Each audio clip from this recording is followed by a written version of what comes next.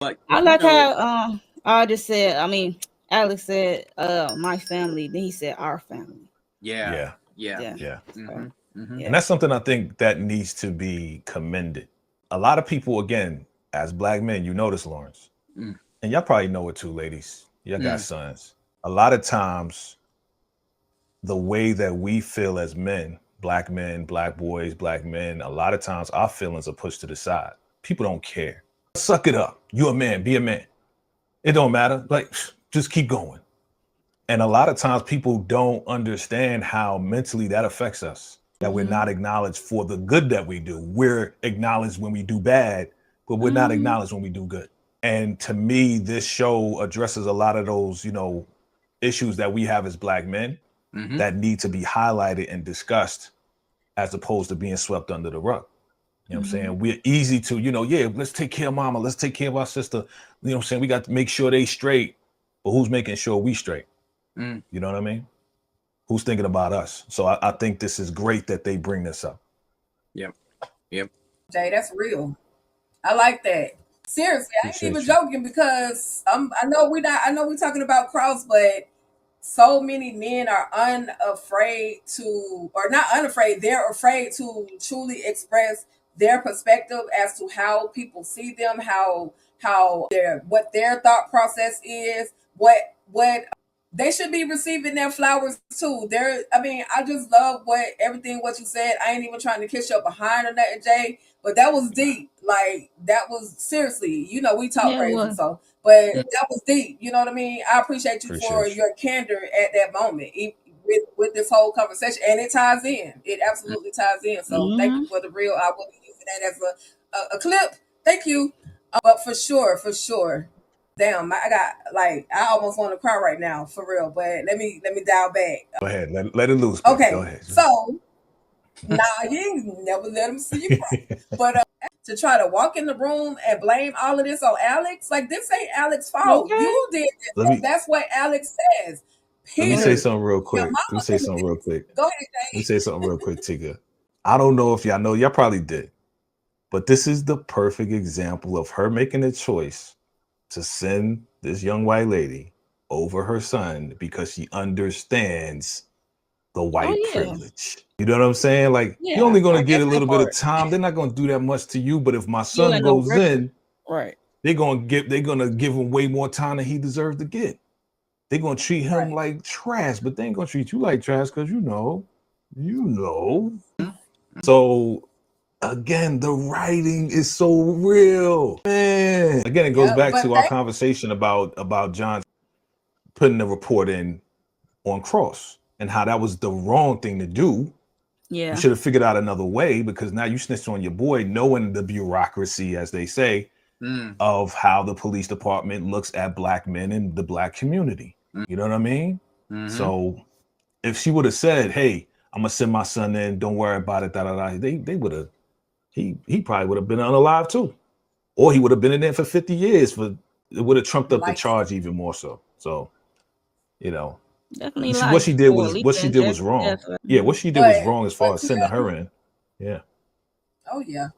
But clearly, Peter has some developmental issues. So again, they're bringing in real world topics, Mm-hmm. real world discussions. About being a black man, being a police, mental health, the Black Lives Matter movement, all that.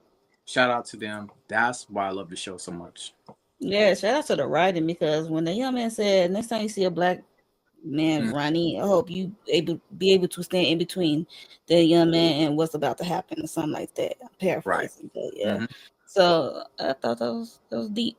Definitely a lot of lessons. Definitely a lot of, I think they had every intention to give us this. I think who was it? I think it was our other guest, the detective guest that was on with us. She said, "Thank you." She said, Stacy. She said that we hope that people receive the message because there's a message in this. Mm-hmm. We hope. She said, "I hope I could help an officer kind of see it in a different way." If you remember that interview, that's what she said. And I think that's the whole intention of the show is to not only address the issues that we know are there. We as the community, we know it's been there for years, forever. There's songs written about, you know, police brutality. There's songs written about how we've been overlooked and, you know, and all of this and that and downtrodden.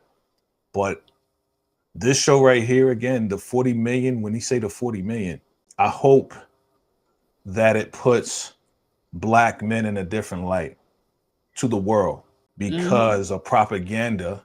If you want to talk about it, propaganda puts us in a bad light every time. You'll see more Black men criminals than white criminals, and there's a lot of white criminals. And in specific areas, it's flooded with news about us as Black men doing bad things, but there's plenty of white men doing the same thing. So I hope when the world watches this show that they say, you know what, I can see it differently now. I see a different perspective on Black men and their struggle in America and what they're going through. Again, as I mentioned earlier, most of the time people don't care. So I hope people start to care about how we see ourselves, how we carry ourselves, and that we're all not criminals. You know, they see us as you know, individuals, and the way they judge us on our individual actions, as opposed to just putting a blanket over us and saying, oh, it's just gang related. You're Black, you must be part of a gang. You're Black, you must play basketball. Well, you must do this, you know? So I hope this gives people an in-depth understanding that we are not a monolith, that we are individuals, that we are intelligent, and that we can make a major contribution to the world. And it was all about the healing process, right? Yeah.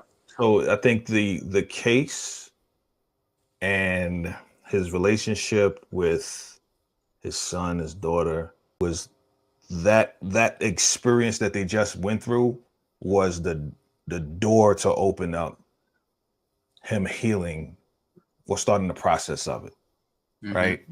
And I said that in another live with the other folks. I said, you know, a lot of folks was like, yeah, you know, he got an ego and it was his ego that was holding him back. And I was like, no, it's not ego. Are you not looking at the fact that this man just is traumatized because he lost his wife? And all he knows how to do is to detect and to break things down. This is what he's been doing for the past 30 years. So he put himself into his work to still try to figure out and try to heal, but he was avoiding talking about it because it was too painful. It was too painful. Yeah. So he had to get through this case. He had to do this, had to go through the ups and downs. And sometimes this addresses another thing that we talk about in the community all the time, that we don't go to therapy, especially as Black men. I don't think we talked about this.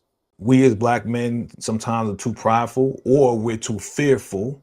I'll say fearful of opening up. And the reason why that is, and I wanted to say this, is because all of our lives, most of our lives, Lawrence, you can attest to this, we're taught to not express our feelings because it shows a side of weakness. So for us to go to somebody we don't know to share our thoughts and our feelings makes us feel too vulnerable. So a lot of times we don't go. Now we need to go. We need to go and sit down with somebody and get help and talk to a professional. We need that. But again, it totally goes against our ideology and what we were taught coming up as men, to not open up our feelings, because if you do, you're looked at as a weak man. Nowadays, it's a little bit more accepted. Now it's like, yeah, brother, you need to go get some help. And more brothers, I hope we as a community, not just Black men, but Black women, all of us go to therapy, because I always applaud people that say, you know what, I know I can do better. I can't do it on my own. I need somebody professionally. Sometimes it works and sometimes it doesn't. It's not always the answer. It's not the, you know, only key that needs to happen as far as your healing, but it's part of it. It can lead you somewhere where now you can open up. And I think Cross going through this and young man playing the piano, just let him shed those tears, because you know tears heal your soul. When you cry, it just helps you. So yeah, this gets pretty deep, fam. It gets pretty deep, and I love it. I can't wait to season 2. Shout out to the writers, the directors, the cast, the crew, everybody. Shout out to Johnny Ray Gill, Stacy, and everybody. This is incredible. This show is incredible.